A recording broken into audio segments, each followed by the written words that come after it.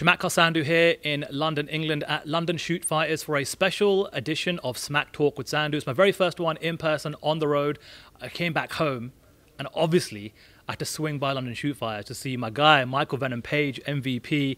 Mike, it's been a while since we've done this in person. I know. How you doing? I'm good, man. It's just good to see you. It's good to see you too. The vibes are good. Yeah, man. Definitely. Always. Oh, this is a big fight coming up, man. Oh, yeah. Honestly, like Ian Garry, UFC 303, Las Vegas. It's your very first fight in Las Vegas. Yes. Let's just talk about that for a second. Obviously, as a fight fan growing up, massive fights, boxing fights, UFC fights taking place in Vegas. This must have been a bucket list for you, right? 100%. I actually spoke about this quite a few times. Vegas was always going to be one that I wanted to. Obviously, Bellator didn't really go over there at that time. I still don't think they do. It's always going to be UFC to get to Vegas. But I'm glad I'm ticking this one off now. Tell me how this Ian Garry fight came together, because it felt like it was sort of short notice. I felt like he was chasing that Colby Covington fight that didn't happen and materialise, and out of nowhere, it's the US's Ian Garry. So obviously after my first fight with Kevin, I was just like, eager to kind of, what am I doing next? And I thought, I actually asked for Ian Garry initially, and I thought that would be a great fight for Manchester. They said he's already taken with Colby. And then, we put a few other names forward and didn't really hear anything back. But they did say, no, Manchester sounds like, like the likely thing. Then when I got back off holiday, they were like, oh, yeah, we've got a fight for you. Colby's dropped out, Ian Garry's in. I'm like, perfect, yeah, we'll do it in June, And I'm like, yeah, let's go. And afterwards, I was like, June, I calculated. I was like, wait, I only just got back off holiday. I was like, yeah, are we able to do it on the Manchester card? And they're like, no, I think, well, initially, they went back to ask, I believe, to see if he wants to do it on the Manchester card. But I think he's riding the coattails of Conor, which is interesting because of what's taking place now. But yeah, he was like, no, he only wants to do it in June. And I was like, fine, let's go. Yeah, well, let's talk about that. Obviously, breaking news. Conor's out, brand new main event. Yeah. Jiri Prochazka, Alex Pereira, 2 rematch. First of all, what a sick fight that is. It's a great fight, and that's the great thing about the UFC. They can put things on like that.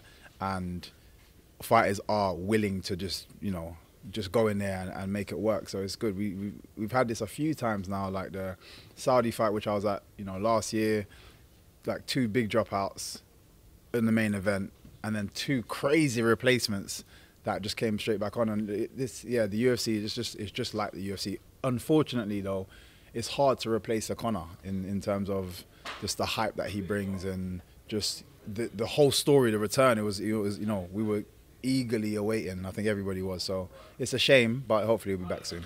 The good thing is it's still a massive card regardless. International Fight Week, July 4th weekend in America, it's still a massive pay-per-view and the card is stacked. Obviously your fight is kicking off that main card. Let's talk about Las Vegas for a second. Kind of growing up as a fan of boxing and the UFC and combat sports, I'm sure you always dreamed about fighting in Las Vegas, and now you finally get to cross that off the bucket list here. 100%. I've always wanted to fight there. There was a few places. Obviously the UK being one, Ireland being one actually, but just because of the noise, their crowd is unbelievable. Japan being one, which I've done, and Vegas, Vegas and New York. So I've got New York left to do, but Vegas is coming soon. We'll get to New York and the Sphere in a second. Yeah, but yes, because that's got your name written all over it. Ian Garry, let's go back to him for a sec. You've been going back and forth a little bit. I feel like, you have been wanting this fight. Maybe, it's something that can propel you into that top 5. You're not here for a long time, but for a good time. How long has this kind of guy been on the radar in terms of once you entered the UFC and signed for the UFC about fighting him? To be fair, his name was always going to be up there just because, he's an Irish guy he's doing really well. After this last fight that I've had, he's obviously 7th. Which is my lucky number, actually. So that was another reason why I was like, yep, I want that. And like you say, it propels me into the top 5. So it's exactly where I want to be. I don't want to waste any time. Kevin Holland as a first fight for anybody is a crazy first fight. People saw what I did there. So I just know my ability. I'm comfortable with anybody up there. So I'm just looking to just get there as quickly as possible. What have you made of Ian Garry, the fighter in the cage, and then Ian Garry, the personality, in terms of how he's promoted himself so far on his UFC run? Yeah, I think he's actually a talented fighter. So yeah, I think nothing that I haven't seen before, but is a talented fighter. But in terms of his personality, I don't know if it feels a bit fake. It feels a bit Like he's trying too hard to be famous. And I think, you know, people don't like that, which is why he's got such a negative appeal online. Yeah, like I don't read into it too much. I don't really care. He's just another step on the ladder to get to the top. So, you know, we're gonna have a little bit of bants, which I like to do anyway, a little bit back and forth, which, you know, creates some more excitement for the fight. But end of the day, it's what happens in the cage. I was looking at some of the comments Dana White was making this morning, actually, and he was talking about your fight with Gary, and he said, that's the opener of the main card, and that's where you want to be in terms of opening the main card and kind of like when the fans are kind of just like fully in the arena. Obviously, you've got the experience now of fighting on 299 in Miami, but now that you've got that experience out the way, maybe some of the UFC octagon jitters and nerves out the way, what is the emotions and feeling going into this second fight in the UFC for you? I swear to you, it's so weird because I feel like I've always been a little bit different. I'm so relaxed under these so-called pressures. Like I've never really felt that kind of. I think everybody else makes this whole thing bigger than it actually is, and I don't mean it just in the UFC. Even before, when I was fighting, there was always a reason as to why. Oh my God, you're opening this show. You're going to be the first one on Spike because they moved to Spike. You're going to be the first one on this and that. There's always a reason to kind of add weight to your shoulders. I'm too Caribbean to care, so. Too Caribbean to care. I like that one. No, but for real, I'm very relaxed, and I just go in there and do me. As long as I'm in good vibes, good energy, I always perform well. Speaking of good vibes and good energy, let's talk about the walkout at 299.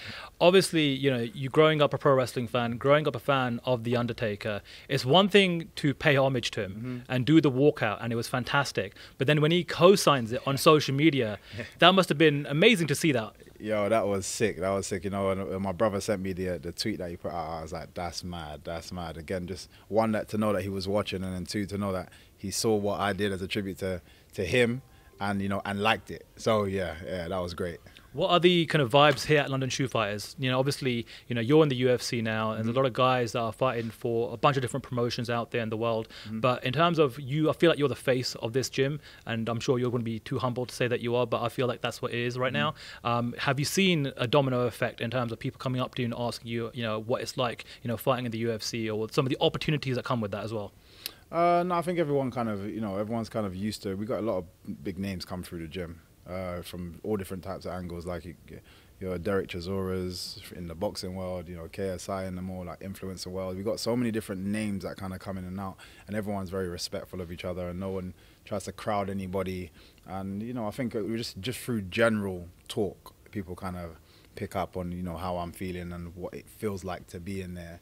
But yeah, no, that's what I like about this gym. It's like you don't feel like nothing changes just because some part of your status has changed. I'm still the same Michael Page, and when I come in, I treat everybody exactly the same. They treat me exactly the same, and it feels nice because that all of that can get left outside. We just come in here and work hard. That's it. That's what's respected in here is your hard work. Have you noticed a bit of a shift in terms of, I don't know, social media, how the fans are reacting to you, or are you seeing that people are asking for more pictures and autographs, or has life in terms of being a celebrity athlete changed since fighting for the UFC? Yeah, it's definitely, you can see the popularity has gone up. You see the respect level. I think especially after that first fight and how I handled Kevin, which is an amazing athlete. You know, high level. You know, he's come straight after he's come back and fought, broke someone's arm. You know what I mean? He's a tough competitor. The way I handled him, and they saw the frustration in his eyes, and how he handled, you know, how he struggled to handle me. I think there's loads of respect. But it's interesting. I've been telling you guys this for a long time. You guys just don't listen. You know what I mean? Before it was I was crushing cans, and now everyone's like, oh, you can actually fight. But yeah, everyone learns in the end. It's funny, you've been the favourite going into this fight by the bookies as well. How funny is that? Again, I find it so weird because, and I was saying, if this fight happened years ago, exactly the same fight, people would be like, yeah, no, you're not fighting anybody good enough. But because it's under the UFC banner, you know, he's got a little flair. But stylistically wise, he kind of reminds me of, like, let's say a Ross Houston. You know, they come from the same kind of place as well. Achieves similarly, you know, the same kind of, you know, similar like amount of fights and stuff as well, but people, you know, downplayed him. But oh no, it's UFC now, it's different. So no, I just find it funny. That's why you can't take anything, you know, the people out there are saying seriously. I just focus on my tight network and what they believe and how they believe in me, and I just go from there. The best case scenario here, you show out, you defeat Ian Garry, give him the very first loss of his career, parlay that straight into a trip to Manchester, sit there cage side, let Leon and Bilal do their thing, and of course if Leon wins, you get what you told me that you wanted at the beginning of the year, is an all UK showdown, Leon versus MVP for that welterweight championship. Is that the dream scenario here? 100% that's the dream scenario. I believe there'll be one more fight in between. If I want to bring it back to the UK, there'll most likely be one more fight, and then obviously they usually do a show like, I don't know, March or something. So if I can get one more fight by the end of the year, that would be perfect. Perfect way to sign off the year. Exactly as you say, you know, finish Ian, maybe ask for like an Usman, you know, get a big fight next. He's #1 ranked. Again, like I said, there's no point wasting time. Let's jump up, let's go. Ask for like a Usman, you know, if he's, you know, happy to go, we go. Make that win, get that win, and then people, there's no debates after that. It's like, no, I deserve the belt. But again, you know, it's weird how things shift and move. So potentially the next fight could be Leon, but I will be there at Manchester just to watch. I'm sure. Leon Bilal, how do you think that fight actually plays out stylistically and strategically? What does Leon have to do to defeat Bilal Muhammad? I think Leon just has to, you know, keep being himself. There's not much different. I don't believe there's not much different that he's going to change anyway. So there's no point kind of saying aspects of things that I know he probably won't do. But the slow pace, weirdly enough, probably suits Bilal more. I feel Bilal will work. He'd struggle more under a lot more pressure. Whereas Leon takes his time. You know, he's, you know, patient fighter. And I just think over the 5 rounds, it will slowly just keep edging towards Leon because his striking is that little bit better. There's going to be, you know, grappling exchanges, but Leon is very good in that area, and we've seen it. He doesn't use it aggressively; he uses it defensively, so he can keep striking. And I think over the you know, as the fight goes on, Bilal's grappling will be less effective, and his striking will be less effective. And that's where I think Leon can steal it, whether it be on decision, because, you know, Bilal's a hard person to kill. It might be on decision, but I'll be putting my money on Leon. And let's bring it back to your fight, Ian Garry, UFC 303. When you close your eyes and you envision this fight playing out, how do you give him the very first loss of his career? It's interesting because I've got about 10 different ways to hurt this guy, and they're all horrible. So he can pick.